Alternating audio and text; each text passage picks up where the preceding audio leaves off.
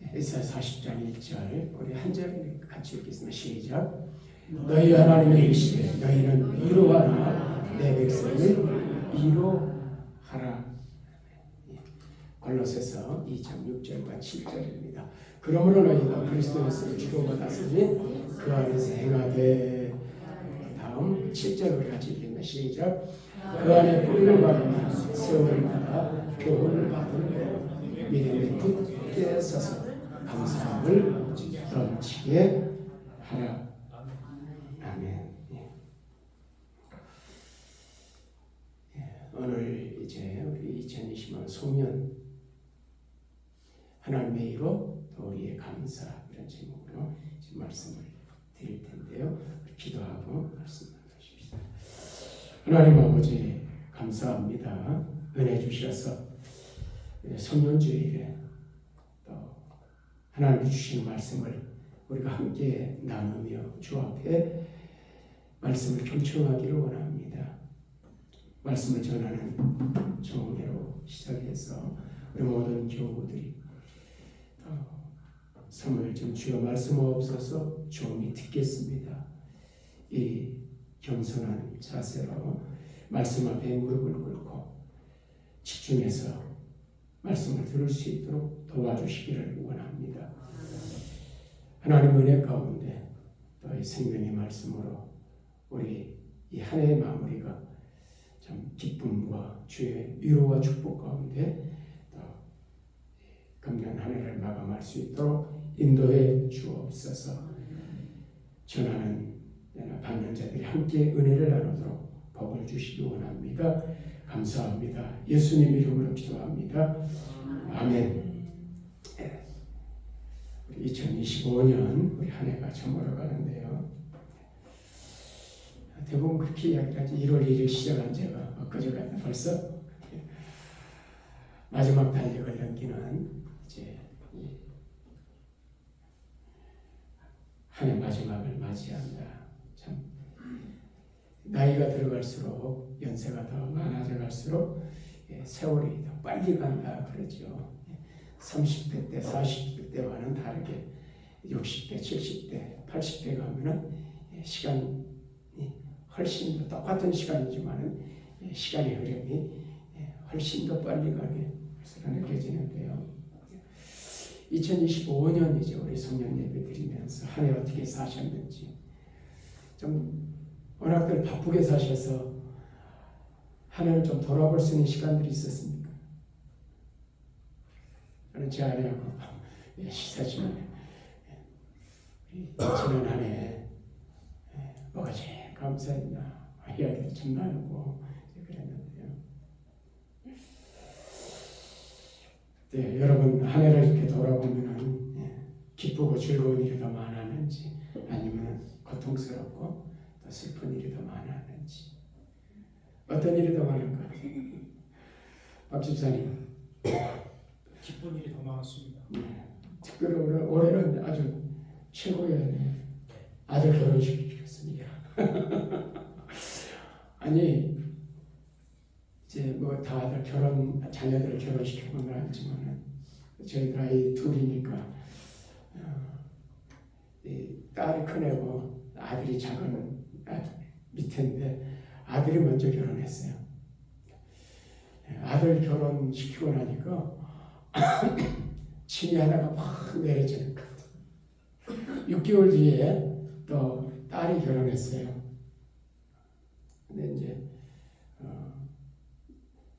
두 어깨가 얼마나 가벼워지는지 그렇게 느끼셨어요?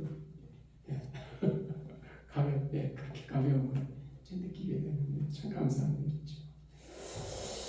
자, 송년 설교를 위해서 다른 때보다 훨씬 더 많은 시간들을 보냈습니다. 뭐 40년 이상 목회해 왔으니까 매년 송년 설교했을 거 아닙니까? 설교한 자료들이 많이 있지요. 그런데 사실 이곳에 와서는 다 설교를 거의 새로 이렇게 작성을 하는데 특별히 이제 송년 설교도 굉장히 시간을 많이 보냈습니다. 이 송년회 무슨 설교를 해야 될까? 하나님께 직접 설교하신다면 무슨 설교를 하실까? 이런 생각을 하면서 기도하면서 설교를 준비했는데요.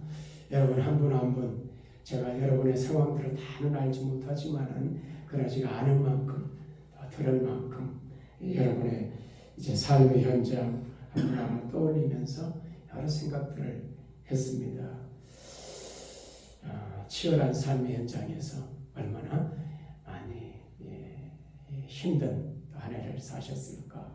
물론 즐거움도 있고 여러 가지 또 기쁨도 있고 그렇지만은 또 여러분의 이 삶의 현장들이 그렇게 쉬운 현장들이 아니라 특별히 이제 이렇게 외국에서 이제 살아간다는 게 참 순간순간 평소에는 괜찮다가 특별히 뭐 어떤 어려움들 뭔가 어떤 문제를 해결해야 되는데 그럴 때 언어도 문제가 되지 또 이제 이게 일이 뭐 금방금방 되는 것도 아니고 이런 여러 가지 일들을 만나면 어떤 일을 부딪히면 그때 힘들더라고요. 어쨌든 제가 지난해까지 한 20년 가까이 게레타에서 사역을 했는데요. 시티와는 많은 이 상황과 환경들이 다르다 하는 것을 이제 많이 느끼는데요. 게레타라고 하는 사회가 형성된 것은 이제 두 전자회사 때문에 이제 게레타 한인사회가 형성됐는데 먼저는 이제 대우전자가 들어왔어요. 그래서 대우전자 땅을 사가지고 이제 공장을 지었고 뒤에 이제 삼성전자가 들어왔지요. 삼성전자는 땅을 빌려가지고 이제 이렇게 공장을 짓고 이제 이렇게 자리를 잡았는데 먼저 이제 이 대우전자가 이제 뭐 동부대우로 바뀌고 그다음 위니어로 바뀌고 그러다가 이제 지금은 아예 면목이 없이 이렇게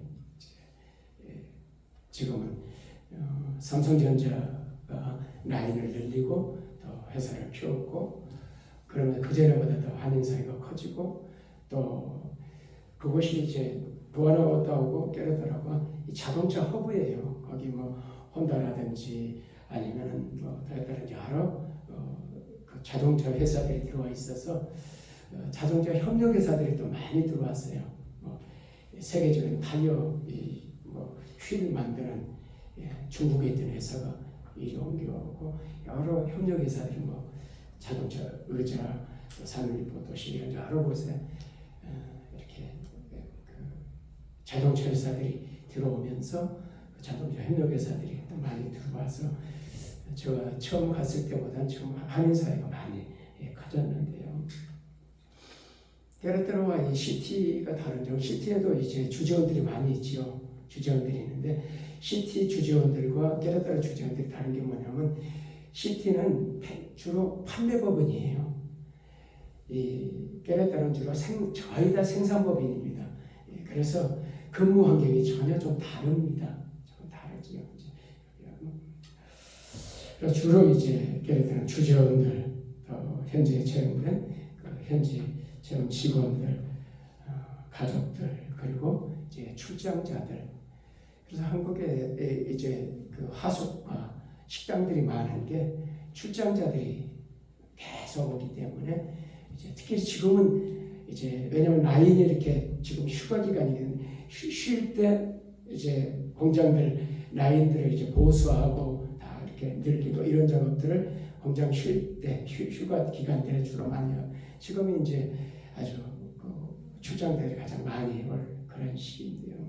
어쨌든 이런 분들이 오다 보니까 제가 들어갈 땐 식당도 하나도 없었고 뭐 슈퍼 깨르따라서 여기 그 우리 식품 그 시장고로 한 달에 이렇게 장고로 콩나물 사고 두고 사고 짜장면 먹으러 한번 올라오고 뭐 이바로 어머나 이런저런 일 다 보고 가고 그랬는데 지금은 뭐 식품점만 해도 여러 개 있고 식당도 여러 개 있고 그렇게 됐는데 어쨌든 이제 정사하는 거는 그렇게 많지 않습니다. 센트로의 한 가정이요. 저희 집사님이신데 자파상하는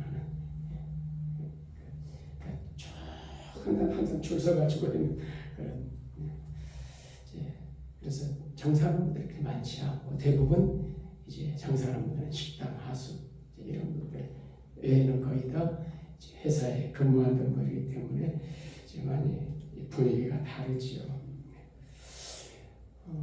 그래서 지금은 이 연말 되면은 다 회사들이 쉬기 때문에 한 7일에서 10일 정도 쉬잖아요. 그래서 이제 아이들 방학 기간엔 주로 이제 조재원 부인들 아이들 데리고 한국에 이제 많이 가시고 또 이때 되면은 거의 한국 사회가 조용해요. 왜냐하면은 주로 바닷가로 휴가 가시든지 아니면 미국으로 이제 차 가지고 쇼핑을 가시든지 대부분 다 가족들이 다 이렇게 휴가가 기니까 다 떠나시기 때문에 아주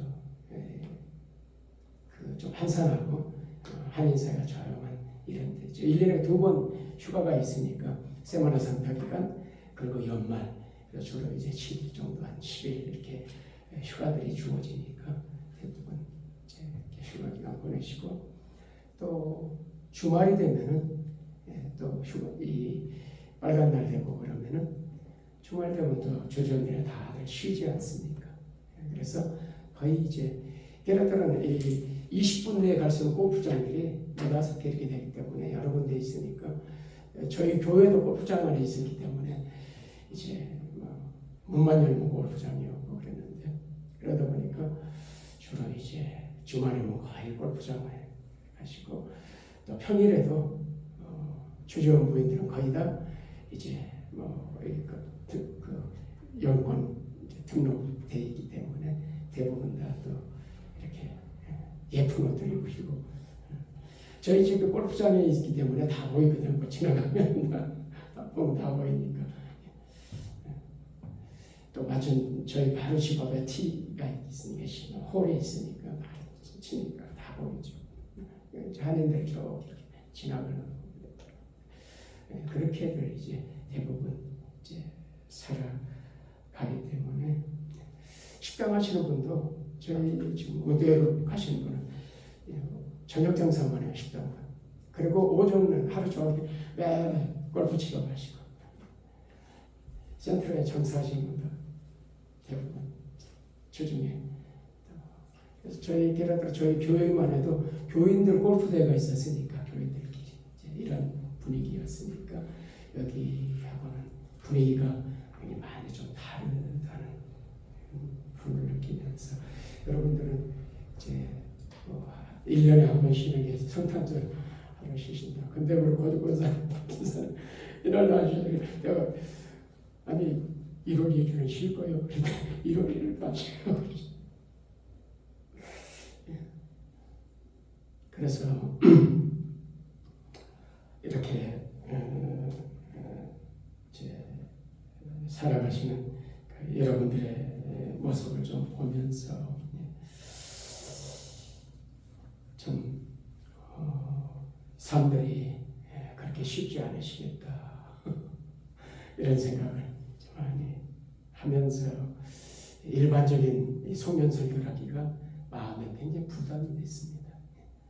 그래서 이제 기도를 하면서 많이 고민하고 또 생각하고 그러면서 오늘 제 설교를 좀 준비를 했는데요. 어쨌든 그래서 제목이 뭐라고요? 하나님의 위로. 제가 그동안 해보지 않았던 설교 위로, 하나님의 위로 더 그런 우리의 감사이라는 제목으로 좀 말씀을 드리려고 하는데요.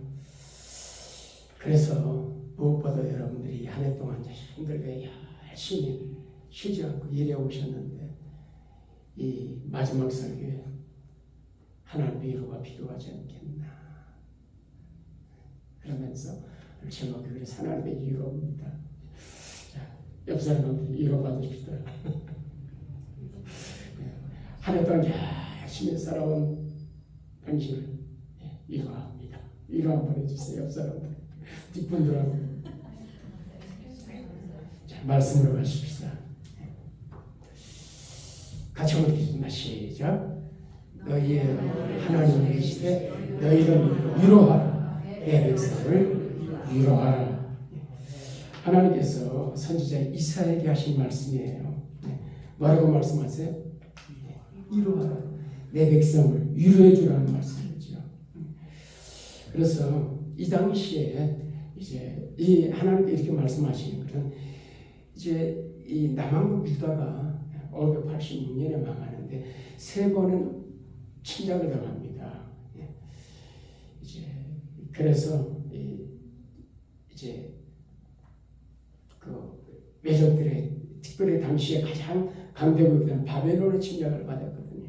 바벨론 대제국이 이제 침략을 해서 나라가 무너지는데 그 와중에 그 고통 가운데 있을 때 하나님께서 주시는 메시지거든요.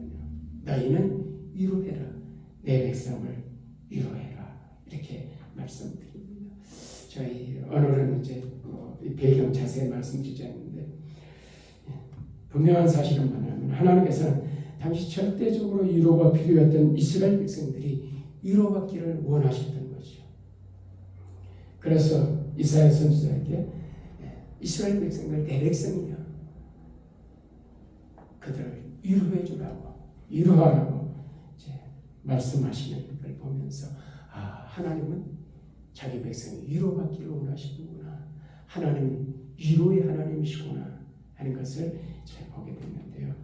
그래서 신약에도 보니까 사도 바울이 하나님을 위로의 하나님이라고 그래요. 그러면서 위로의 하나님을 찬양하라고 하는 말씀을 하게 되는데요. 자, 고린도서 1장 3절에 찬송하리로다. 그는 우리 주 예수 그리스도의 하나님이시요 자비의 아버지시요 모든 위로의 하나님이시며. 하나님의 제일 마지막 뭐라고요? 빨간 글씨가 하나님 모든 위로의 하나님이시다.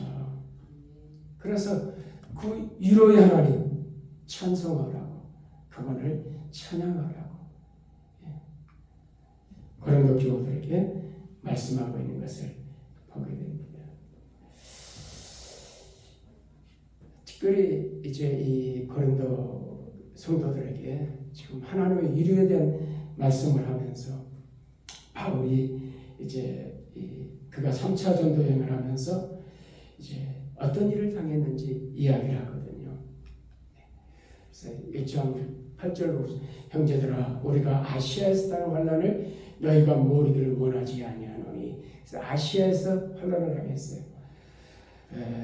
그래서 이 아시아 쪽에 이제 아마 에베소 교회에 있을 때 있었던 일이 아닐까 이런 생각을 하는데요. 힘에 겹도록 심한 고난을 당해서 뭐까지 끊어졌다고요? 살 소망까지 끊어졌어요. 얼마나 고통이 심했고 고난이 심했는지 살 소망까지 끊어졌고 우리는 우리 자신이 사형 선고를 받은 줄 알았다. 이제 끝이구나. 우리 이제 여기까지 끝까지 간 거죠. 그래서 살 소망까지도 끊어지고 사형 선고받은 것처럼 그렇게 아주 심한 환난을 당했는데 이 극심한 환난과 고난 가운데 고통 가운데 있을 때 하나님의 위로가 있었다고 이야기를 합니다. 같이 한번 읽어봅시다. 시작. 우리의 모든 환난 중에서 우리를 위로하사 그래. 누가? 하나님께서. 우리가 그렇게 사형 선고받은 것처럼 이제 죽는구나. 이럴 때 제가 이러다 죽는구나 할 때가 한 번 있었어요. 깨라들어 2007년 처음 와가지고 한 1년 정도 지나서 제가 아주 심하게 아파요. 제가 밥맛이 없다고 한 적은 한 번도 없었거든요. 지금도 밥 먹으면 왜 이렇게 맛있지? 일주일 내내 똑같은 반찬을 줘도 이렇게 맛있어 그런 거 먹는데 그래서 아니 제가 제 친구들이 그래 밤마다 저하고 밥 먹자 그래. 제가 하도 맛있게 먹으니까 제 안에 바꿔 이 식당에 이렇게 제가 한번 또 이빨이 나왔거든요. 식당에서 그 식당에서 비빔밥 먹다가 이빨을 깨뜨렸어요. 시크크크 씹으니까. 그런데 그분이 전도대사니라 우리 한 교회 바로 옆에 식당이었는데 전도하고 있었거든. 그러니 뭐 이거 이야기 뭐 합니까? 뭐지? 이빨을 뺐는데 하여튼 그런데 그렇게 아파서 그때 밥을 먹고 모래 씹는다는 어른들이 밥을 모래 씹는 것 같아. 그게 이해가 됐어. 처음 밥을 모래 씹는 것 같이 그렇게 아팠어요. 풍토병이죠. 와서 그래서 한 1년 정도 이렇게 지나고 나면서 그렇게 정말 이러다 정말 이렇게 하다가 죽는 거구나 그렇게 우리의 이런 환난 중에서 마지막까지 죽음의 이르기까지 그 환난을 갔는데 하나님이 그 모든 환난에서 우리를 위로하셨다.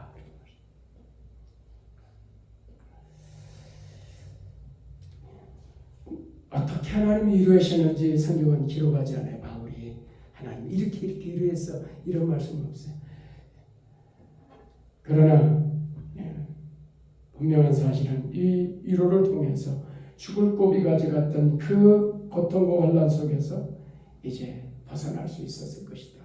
그래서 그 위로의 힘을 얻고 그가 이제 그 위기를 극복하고 다시 이제 사역을 시작하고 이제 고린도 성도들에게 내가 이렇게 힘들었는데 하나님이 위로해 주셨어. 그렇게 한 이유는 우리로 하여금 하나님께 받는 위로로서 모든 환난 중에 있는 자들을 위로하게 하시다. 그래서 하나님께서 우리를 이렇게 세우신 또 다른 사람들을 이렇게 세우라고. 그래서 신자의 삶은 하나님이 받은 이 복음을 또 다른 사람이 전하고 하나님 받은 사랑을 또 다른 사람이 나누고 하나님께 위로받은 이 위로를 또 다른 사람에게 위로로 나누고 이게 신자의 삶. 그걸 유통하는 삶이라 그러거든요.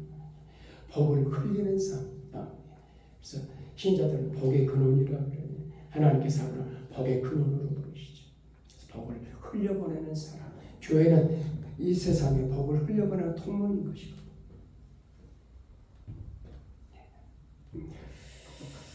어쨌든 이제 이사야 위로의 하나님이신 이 하나님께서 당시에 이제 이스라엘의 전란 속에서 힘겹고 어렵게 고통 가운데 살고 있는 이스라엘 백성들에게 이사야를 보내서 내 백성을 위로하라고 말씀하신 하나님께서 2005년도 이제 한 해를 치열한 삶의 현장에서 힘겹게 살아온 여러분들에게 진정한 위로가 되기를 바라면서 하나님은 위로의 하나님이시다. 그래서 오늘 이 마지막 한 주간 이 송년 예배를 보면서 여러분이 위로의 하나님을 깊이 좀 체험했으면 좋겠습니다. 아멘. 옆 사람은 하나님은 위로의 하나님이십니다. 하나님은 여러분을 위로하십니다. 아멘.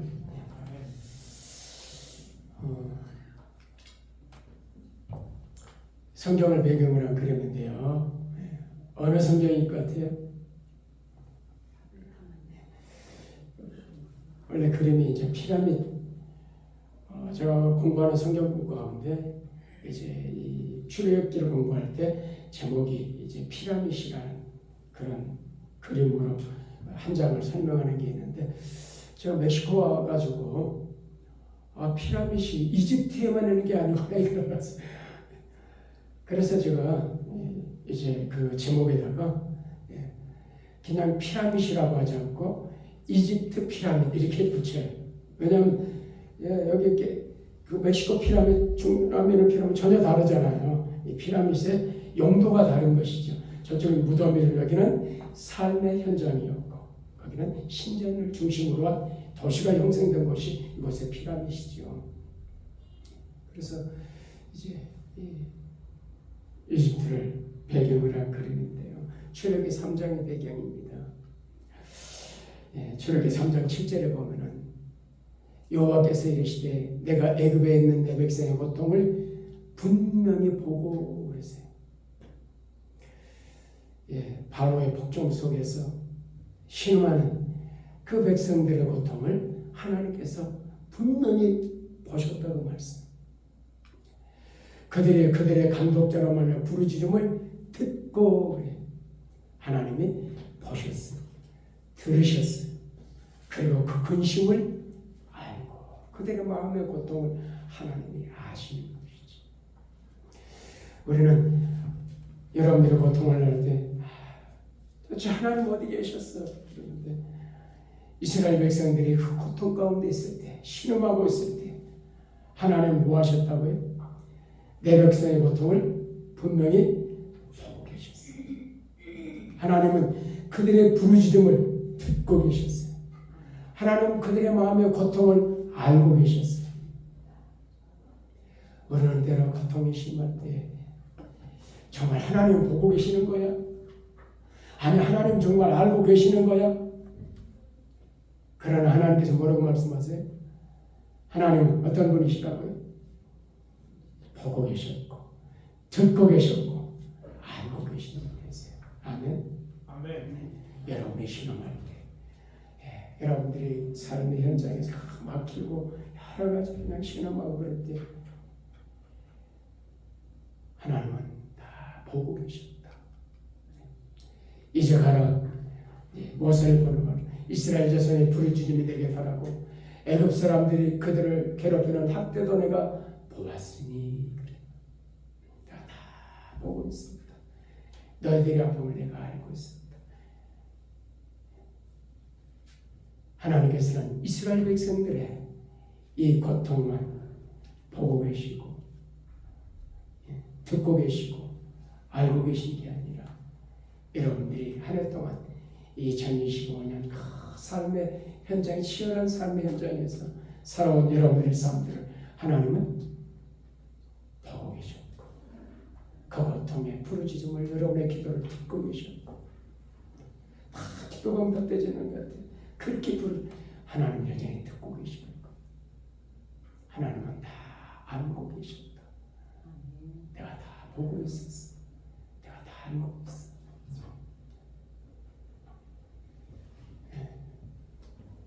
사실 친구가 필요한 것은 이런 우리의 아픔과 고통과 삶들을 나눌 수 있다면 고통이 경감되거든요. 위로가 되는 거죠. 그래서 사실은 친구가 필요한 거예요. 나이가 들어갈수록 내 아픔과 고통을 나눌 수 있는 사람, 내 속마음을 털어놓을 수 있는 사람. 물론 신자들은 하나님이 계시니까 나와서 부르짖고 하나님께 말씀하지만 또 우리에게 이 교회 공동체를 주신 것은 함께 나누고, 교회는 사실 소그룹으로 모이는 이유들이 구역을 주시고 다 그랬던 게 나누라는 거예요. 함께 기도하고. 그래서 여러분들이 힘들고 어려운 상황 속에서 묵묵히 최선을 다해서 살아온 여러분들의 현장을 다 보고 계시고 알고 계십니다. 그래서 여러분의 삶에 일어나서 때로는 일이 안 풀릴 때가 있죠. 우리 발을 동동 굴고 안타까운 그런 모습도 보고 계셨고, 때로는 기가 막혀서 고통스러워 한숨 쉴 때에도 눈물을 흘릴 때에도 하나님은 다 보고 계셨다. 특별히 직원들 다루는 게 멕시칸 직원들 다루는데 제가 그걸 자꾸 물어봤죠. 저 우리 그 교인들 기도할 때 그냥 기도하는 게 뭐냐면 직원들 속썩이. 그리고 저희 장로님 같은 예레다 장로님 같은 거는 이제 건축을 하시기 때문에 큰 공사들을 직원들이 많거든요. 문제는 안전사고 한번 나면은 데미지 어마어마하게 있거든요. 끊임없이 안전사고 일어나지 않도록. 그 직원들이 사고 치지 않다. 끊임없이 그러. 제일 힘든 게 뭐지? 집단하시. 누가 속썩해? 직원들 아니에요. 차라리 지금 우리 그 교회니까 매주 청소하러 이렇게 교회 청소하고 사태까지 다 청소를 하죠. 차라리 그냥 안 시키면 더 편해요. 근데 여기 어머는 뭐 이게 뭐 좀 기둥봉도 해야지, 장가야지, 뭐 해야지.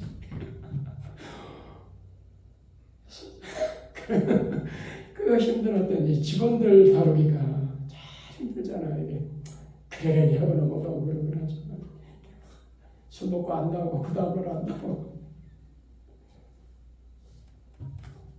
하나님의 그 아픈 마음들을 그런 거 다 보고 계시는 거죠.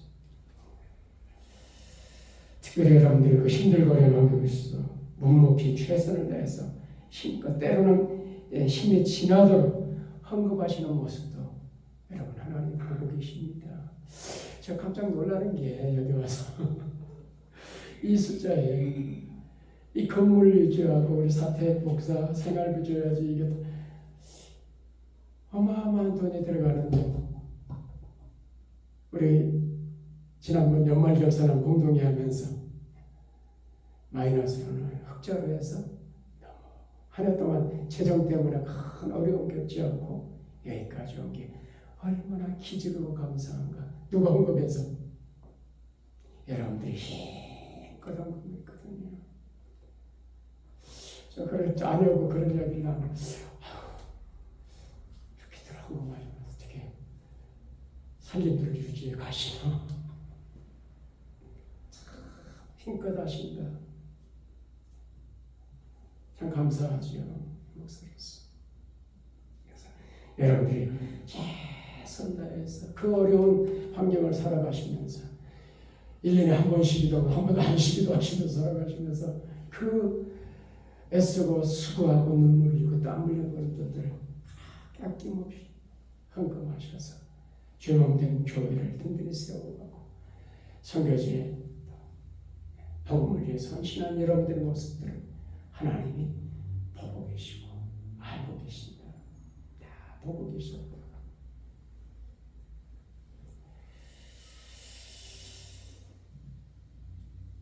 그래서 하나님께서 이 송년 한 해 이제 마지막 보내면서 하나님의 크신 위로가 여러분의 있기를 소망하고 바라는 것입니다. 더불어서 이 한 해를 보내면서 우리는 신자들이니까 뭘로 맞춰야 돼요? 감사로 맞춰야 되겠죠.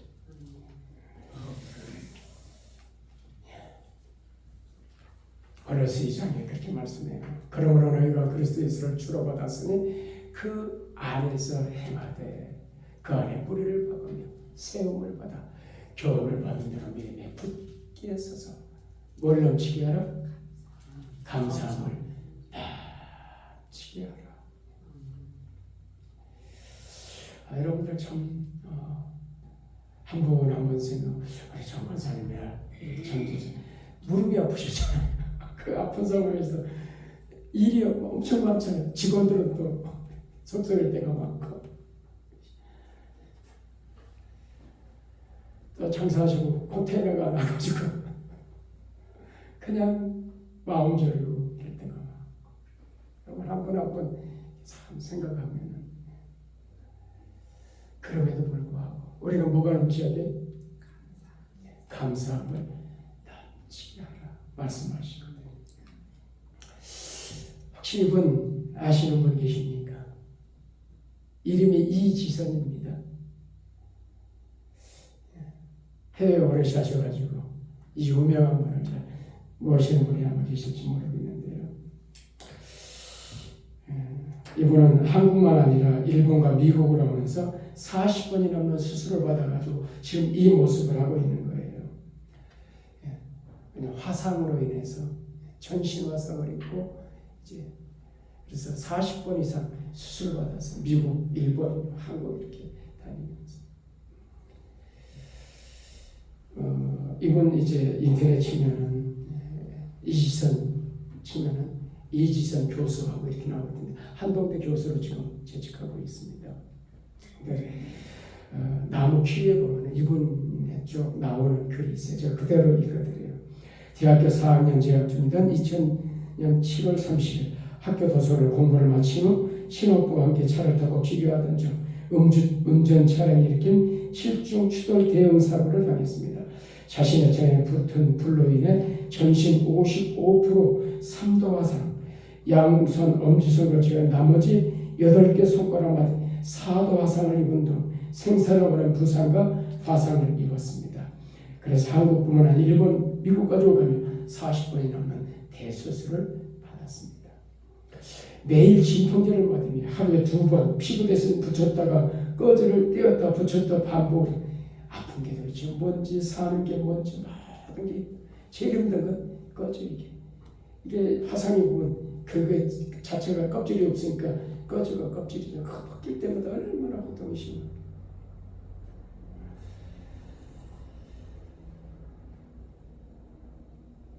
어느 날 엄마가 지선아 우리 하루 한 가지 감사할 것을 찾아보자. 몸은 힘들고 눈에 보이는 불평할 일밖에 없었는데 신기하게도 감사를 찾니 감사가 생겼습니다. 처음으로 제 말로 걸어서 화장실 갔던 날 혼자 걸어서 화장실에 갈 수 있게 된 게 너무 감사했습니다. 처음 왼손으로 숟가락을 잡고 입에 밥을 넣던 날 제 손으로 밥을 먹을 수 있어서 감사했습니다. 손이 아파 문을 열지 못했는데 처음 문고리를 잡고 문을 열던 날 내 손으로 문을 열 수 있게 된 것이 감사했습니다.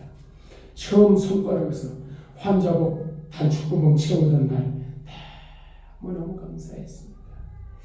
걸어서 몇 계단 몇 층을 올라가던 날 내 발로 계단을 오를 수 있어서 감사했습니다. 물에 발을 담그고 발을 씻는 날 그러다 씻을 수 있는 발이 있어서 감사했습니다.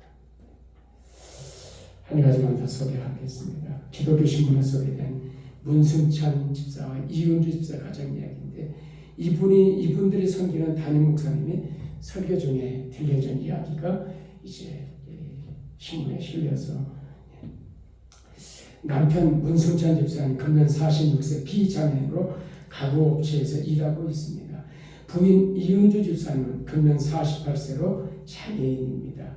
이은주 집사는 갓난아기 때 할머니가 무거운 물건을 자신에게 떨어뜨려 뇌를 다치는 바람에 뇌성마비로 지금까지 살아가고 있습니다.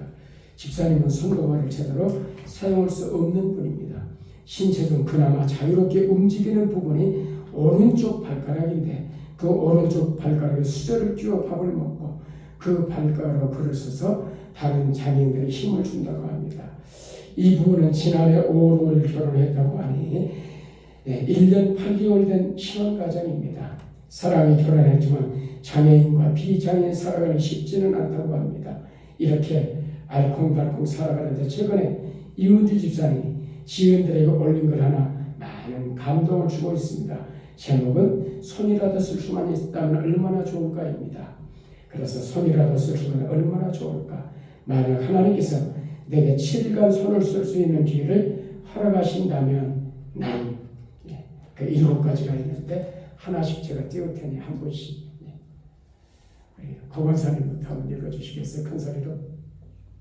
첫째 날엔 매일 아침 남편에게 식사를 직접 차려주지 못해 내내 마음이 짠했는데 이 손으로 아침 밥상을 정성껏 차려주고 싶다. 제 아내는 날마다 아침 차려주고 둘째 날 우리 길건사님. 늘 발가락에 수저를 끼워 밥을 먹곤 했었는데 하루만이라도 좋으니 이 손으로 밥을 떠서 먹고 싶다. 날마다 손으로 드시죠. 발가락에 끼워서 드시려고 그러죠. 셋째 날 김가은입니다. 그리고 셋째 날엔 이 손으로 성경을 한 장 한 장 넘기며 하늘 아버지께 두 손을 모아 묵상하고 싶다. 손으로 넘기시죠. 넷째 날 누가 좀 읽으실까요? 영년은 지사님. 아, 좋습니다. 앞에 다시 돌아가면 감사합니다. 넷째 날엔 주일날 교회에 나서기 전 남편에게 직접 옷을 골라주며 이 손으로 넥타이를 매어주고 싶다. 남편 넥타이 매준 적 있으십니까?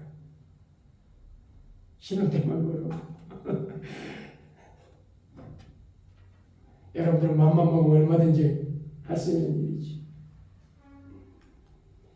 다섯째 날 남편이 퇴근하고 집에 돌아오면 세숫대에 물을 받아 이 손으로 남편의 발을 시원하게 씻어주며 종일 수고했다며 위로의 말을 건네고 싶다. 혹시 발 씻지?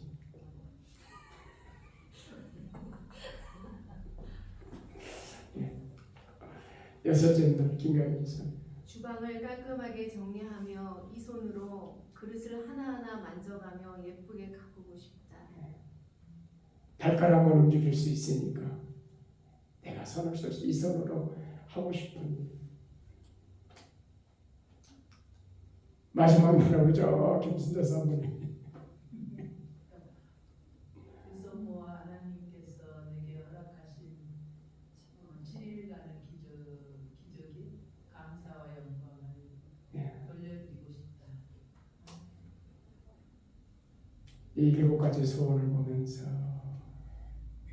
참 저도 눈시울이 뜨거웠는데요. 그러면 생각이 뭐냐면 우리는 나는 매일매일 기적을 살아가는 게 아닌가. 두 손 모아 하나님이 내가 허락하신 7일간의 기적. 이분에게는 7일간의 기적이 우리에게는 날마다 있는 기적 아닙니까? 우리가 이 기적 속에 살아가면서도 때로는 원망하고 불평하고 비록 무릎은 아프시지만 이렇게 교회 나올 수 있는 게 얼마나 감사한지. 그렇지 않습니까?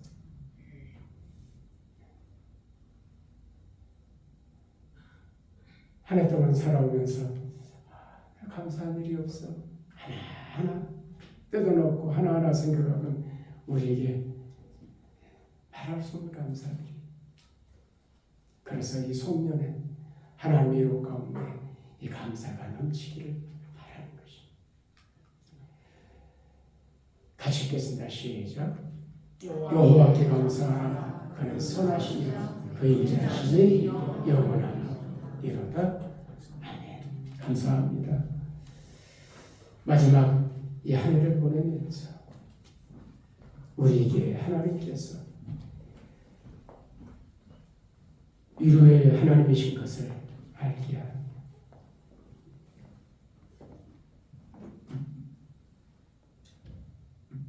이 소년이 하나님의 위로를 경험하는 큰 날이 있도록 복을 주시기를 원합니다. 그리고 이 한 해를 마감하면서 한 해 동안 내 살아온 삶이 기적이었다. 이 사고 많은 세상에서 지금 숨쉬고 있는 것이 얼마나 기적인지 하나님 감사합니다. 이 고백으로 한 해를 마감할 수 있도록 축복해 주옵소서. 감사합니다. 예수님의 이름으로 기도하옵나이다. 아멘.